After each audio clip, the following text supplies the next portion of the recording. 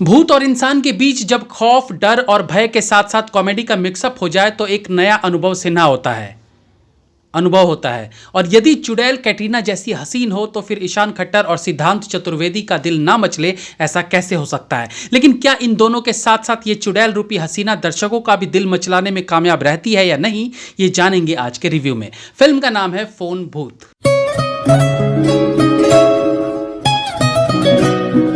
दो निठल्ले लड़के जो भूत पिशाचों को अपने करियर, अपने फ्यूचर के रूप में देखते हैं, और ऐसे में जब सच में उनके अंदर आत्माओं को देखने की शक्ति, उनसे बात करने की क्षमता आ जाती है, तो फिर कहानी बनती है फोन भूत। हॉरर कॉमेडी के बढ़ते चलन के दौरान फोन भूत ने भी बॉलीवुड के माध्यम से इंडियन थिएटर्स में एंट्री मारी है, जहां रविशंकरन ने अपनी कलम से एक भूतिया कहानी लिखकर, भैया जी भूतिया, हाँ भाई भूतिया ही बोला है तो रविशंकरन की लिखी इस हॉरर कॉमेडी को कैमरे के थ्रू फिल्म में कन्वर्ट करने का काम गुरमीत सिंह ने किया है, जो कि फिल्म के डायरेक्टर हैं। ये वही डायरेक्टर साहब है जिन्होंने कालीन भैया, मुन्ना भैया जैसे नायाब हीरे दिए थे। अरे भाई मिर्जापुर भी इन्होंने ही बनाई थी। तनिष्क बागची का म्यूजिक है, मतलब एक किसी पुराने गाने को नए धुन में पिरोकर सुनने और देखने का मौका मिलने वाला है। फिल्म की कहानी में गुल्लू और मेजर नाम के दो लड़कों को साथ मिलता है रागिनी यानी कैटरीना कैफ का, जो एक भूतनी है।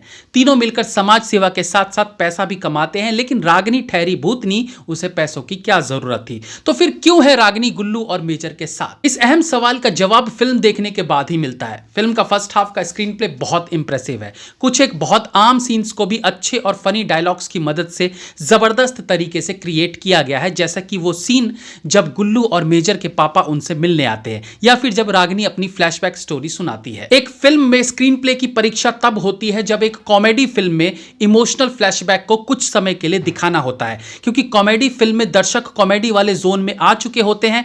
ऐसे में फ्लैशबैक में इमोशनल कहानी दिखाना कभी कभी उल्टा पड़ जाता है और दर्शकों का फिल्म से कनेक्शन टूट जाता है। लेकिन यहां फ्लैशबैक के इमोशनल सीन को भी इस तरीके से दिखाया गया है कि कॉमेडी जोन में रहते हुए इमोशंस फील किए जा सकते हैं।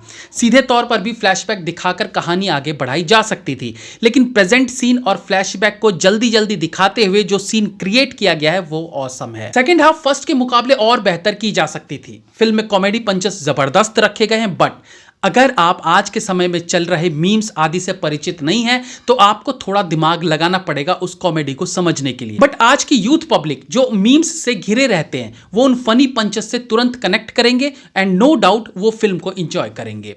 ये एक अलग जॉनर की फिल्म है जहां आपको रियलिस्टिक फिल्म वाली कल्पना नहीं करनी चाहिए। ये फुल फ्लैश एंटरटेनिंग फिल्म है जहां आप लॉजिक्स में नहीं घुसते हैं तो निस्संदेह आप फिल्म को एंजॉय करेंगे। और इंडियन फिल्मों में हमेशा से इस तरह की फिल्मों के लिए स्थान रहा है, यानी ऐसी फिल्में बनती रही हैं और इन फिल्मों को दर्शकों द्वारा पसंद भी किया गया है। ईशान खट्टर और सिद्धांत चतुर्वेदी दोनों की कॉमिक टाइमिंग लाजवाब है। दोनों ने इनोसेंट बट चालाक लड़कों के किरदार को बेहतरीन निभाया है। जैसे कि हम सब जानते हैं, comedy is all about timing. अगर वो मिस हो गया तो फनी पंचेस भी धराशायी हो जाते हैं, और अच्छे लिखे सीन्स, डायलॉग्स को कैसे भुनाना है, ये बात दोनों एक्टर्स भली भांति समझते हैं। फिल्म में कैटरीना कैफ भी अपना जलवा बिखेरती हैं और भूतनी के रूप में वो इंप्रेस करती हैं। इनके अलावा शिवा चड्ढा भी चुड़ैल के रूप में प्रभावित करती हैं। हॉरर में कॉमेडी दिखाने की कला से वो वाकिफ थी। यही कारण है कि फिल्म के कुछ एक बहुत फनी सीन्स उन पर पिक्चराइज्ड है। इनके अलावा जैकी श्रॉफ भी अपने रोल के साथ न्याय करते हैं, और एक आध बार को छोड़ दिया जाए जब पंचेस फुस होते हैं तो बाकी कई मोमेंट्स पर वो भी इस फन में योगदान देते हैं। कई बार हम फिल्मों में प्रोडक्ट प्लेसमेंट देखते हैं, लेकिन शायद आपने आज तक इतने फनी वे में प्रोडक्ट प्लेसमेंट नहीं देखा होगा जैसा कि इस फिल्म में देखने को मिलता है।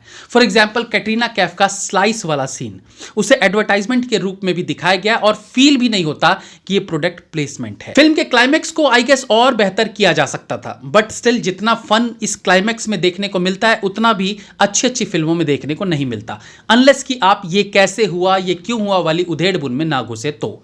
फिल्म में लाइटिंग की भी सराहना बनती है। वैसे भी हॉरर फिल्मों में लाइटिंग की अहमियत बढ़ जाती है। अंधेरे में कितना लाइटिंग रखनी है, कितनी नहीं, इस कैलकुलेशन पर ही हॉरर सीन की ट्रीटमेंट निर्भर करती है।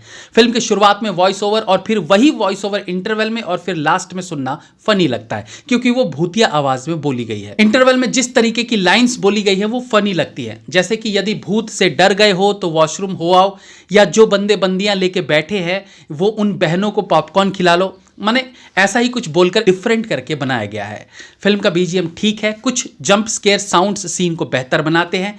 तनिष्क बागची का किन्ना सोना सॉन्ग ठीक है, बाकी सॉन्ग औसत है। ऑल इन ऑल ये एक एंटरटेनिंग फिल्म है जो फैमिली बच्चों के साथ इंजॉय की जा सकती है बिना ज्यादा दिमाग लगाए। मेरी तरफ से फिल्म को 3 stars. Have a nice day.